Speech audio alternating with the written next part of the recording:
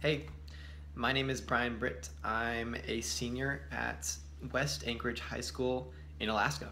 I will be attending Georgetown University's School of Foreign Service in the fall. So you asked me to talk about what my dreams and aspirations are for making an impact on the world. And there's one story that sticks out to me.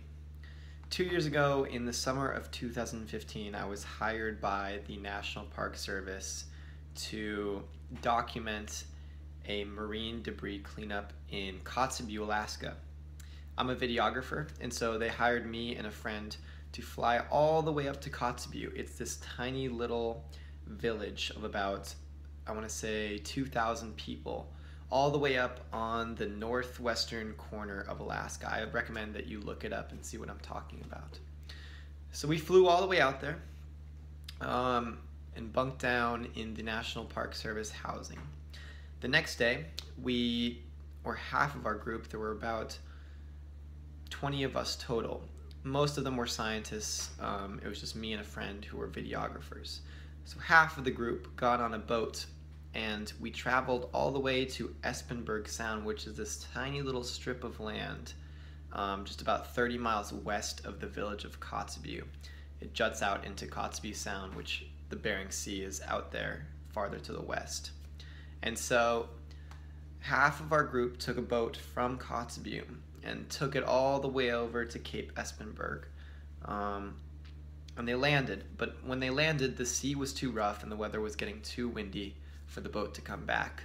So the rest of half of our group was stuck back in Kotzebue. The next day, we chartered a float plane to do trips and fly people out there. So the next day, we arrive at Cape Espenberg. Like I said, it's this tiny little strip of land. It has rivers running through it. It's just flat tundra. A really, truly beautiful place. And we landed, set up camp, and our goal was to pick up marine debris and analyze the types of debris. We were dividing it into 7 categories, such as plastics, ropes, etc. Then we would measure the amount of marine debris, and the scientists would use the amount of marine debris and its distribution along the coastline to analyze the current patterns of the Pacific Ocean and where it was taking trash. So anyways, we spent about a week camping out there. All the while we documented the expedition, and we actually had some help, and we had people from Shishmaref, which is another tiny little village even farther west, farther north. They came over on a boat and they helped us out. Now I want to say that Alaska has a large Alaskan Native population, and these people mainly live subsistence lifestyles in tiny little villages that are scattered all along the coast of Alaska. So I met these guys from Shishmaref. They had come from one of those small villages, and they helped us clean marine debris. At the end of our trip, I went home, the end of the story.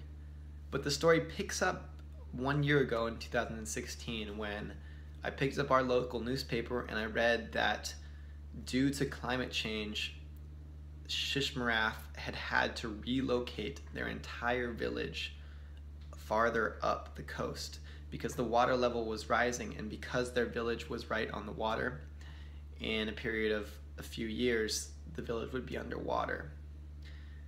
Now I knew that climate change had been going on, that there was a serious issue in the global community, but it really hadn't impacted me personally or my home personally until then, until 2016.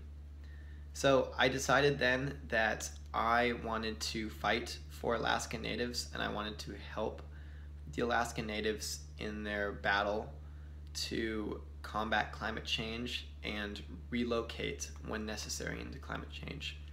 That's why I want to go to Georgetown University and study international affairs there, so that I can become involved in politics and make a positive legislative impact for Alaska Natives and for my homeland, either by enacting policy relating to stopping carbon emissions and helping climate change, or by allotting federal funding to these Alaska Native villages and aiding them in their relocation.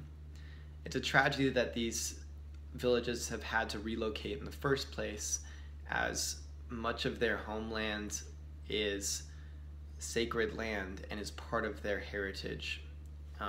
So it's a real tragedy that I know people from Shishmaref who had to move up. So that's what I want to do. That's why I'm going to college, and that's why, and I hope to fight for Alaska Natives and their future in Alaska. Thank you so much.